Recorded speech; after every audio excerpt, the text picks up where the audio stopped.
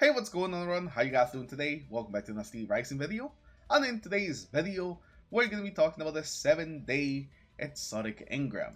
We're getting very close to this 7-day when we're going to be able to pick one of these 3 exotics. And some of you guys may actually already be on your 7-day by the time that this video is actually posted. So in today's video, we're going to be talking about these 3 exotics you're going to be able to choose, what they actually do, and which one should you go for depending on the characters you have. So hopefully you guys enjoyed today's video, and if you do, remember to leave a like and subscribe to the channel in case you guys haven't already. And now let's get into it, and let's actually start with the SMG first. Let's start with the Huckleberry. Now the exotic perk on the Huckleberry, Ride the Bull, it increases the rate of fire, but also the recoil on the weapon, and kills with this weapon also reload a portion of the magazine. But the second perk is really what's gonna make this thing crazy, especially on Jolder, because final kills with this weapon grant 15% increased damage for 6 seconds, and they can stack to a whopping 6 times. This is gonna be a ridiculous amount of damage, especially considering how high you can actually stack this up. Not a lot of things can actually be stacked up this high, especially from just one thing. Just one exotic perk on this weapon gives you a ridiculous amount of damage. And you definitely want to pick the Huckleberry if you have a Jolder. That is basically a must pick up. Definitely pick it up. Or Ningfei is just your favorite and what you really like to play, then also pick up the Huckleberry. So if you really like Ningfei or you have Jolder, the Huckleberry is going to be a fantastic weapon to pick up. And it only gets better with the Catalyst. And well, you know, we're not really anywhere close to actually being able to get Catalyst for exotic weapons. This is still something you should consider for the future. Now our second choice is the Borealis Exotic Sniper Rifle. And the exotic perk on this thing is the Fundamentalist. Whenever you hold your reload button, you can actually cycle through multiple elements, so no matter the type of shields in the activity that you run into, you're going to be able to deal with them with the Borealis. And because the shields are so tanky in this game, unless you're matching them, this actually is just such a good benefit to it, and it makes dealing with shields so much easier. And the second exotic perk, Ionic Return, kind of ties into it a little bit, because whenever you break a combating shield with a matching element, it will reload your weapon and grant bonus damage to your current magazine. So after breaking the shield, you essentially get 5 powered up bullets, which is going to be very nice. The bad thing about this is that it doesn't say exactly how much the damage buff actually is. With the Huckleberry, we could just immediately see the type of damage buff we were going to get, but that's not something that the Borealis says, which is pretty weird because Destiny Rising is very good about actually telling us specific damage increases, but for some reason the Borealis just doesn't have that. As long as it's a 20-30 damage increase, I think this perk is going to be pretty good. Especially because you can just constantly keep breaking more shields and constantly reprocking the perk, getting more damage into your magazine, as well as just constantly reloading the weapon. So if you have Tank 2, you definitely want to go with the Borealis.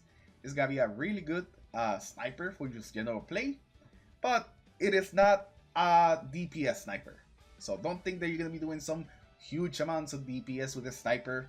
Its perks are not really what you want in DPS phases, but in any other scenario where you're not trying to output just a ton of boss DPS, this is going to be a fantastic sniper that is definitely going to be very good on Tank 2. And the catalysts on the Borealis are actually kind of crazy. They all like damage increases, like a 20% damage increase to bosses and powerful combatants, a 45% damage increase to shields, and also increasing the damage of the explosions whenever you match a shield by 100%. So you're just constantly getting damage increase on the Borealis. So I think this is going to be a really good sniper for just general play. That being said, still look for the Izanagi for your Tank 2, because you're going to need that for the DPS phases, because that thing is just crazy. Once I get my hands on it, I'm definitely going to have to make a video on just maximizing the Izanagi with Tank 2, because it really is just crazy. And lastly, we have the Crimson Hand Cannon. And this, I'm just gonna straight up tell you right now, is the one that you want to use if you're just a big fan of a Tau. If a Tau is just your girl, she's your main, then grab the Crimson Hand Cannon. But besides that, there's not really any point where I would take the Crimson Hand Cannon over either the Borealis or the Huckleberry. I think the Crimson is unfortunately the worst out of these 3, and I don't really think that it's worth it unless you really like a Tau, especially because currently she is the only one that can actually use hand cannons. The Crimson is actually a very unique hand cannon because the exotic perk is that it actually fires in 3-round bursts. So it's more like a pulse rifle hand cannon hybrid. And the other exotic perk on this weapon basically heals you every time that you get a kill. And whenever you get precision kills, it also refills your magazine. So as long as you keep getting precision kills, you're constantly going to be getting healed and constantly reload your magazine from reserves. And because of that constant healing, that can actually give you some pretty insane survivability. The only problem with that is that Atao's already a healer. So she actually has a lot of healing already. That the healing from the Crimson might end up feeling like a little bit of overkill when it comes to the heals. Or it could also mean that you can heal yourself with the Crimson and only the Crimson, while you heal the rest of the team with your actual abilities with Atao. So in that way, you could also become like the ultimate healer. And if that's possibly what you want to go for, if you're on the Atao main, then the Crimson could be a good choice. But I definitely think that in this case, the other two are just much better choices. And that's what I think about these weapons. If I had to rank them in order of importance, considering you had every single character in the game, I would probably go Borealis, Huckberry, and then Crimson.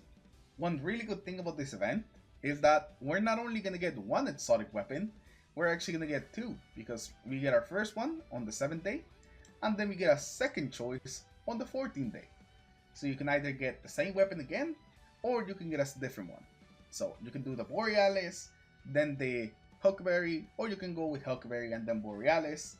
The point is that you are going to be able to get your hands on 2 out of these 3 weapons.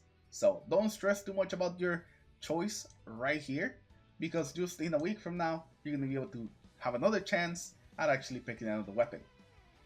So let me know in the comments below which one do you end up choosing, or which one you're planning on choosing if you're still just waiting for the reset to happen so you can actually pick your weapon. Anyways, thank you for watching, thank you for stopping by, and I'll see you guys in the next video. Peace.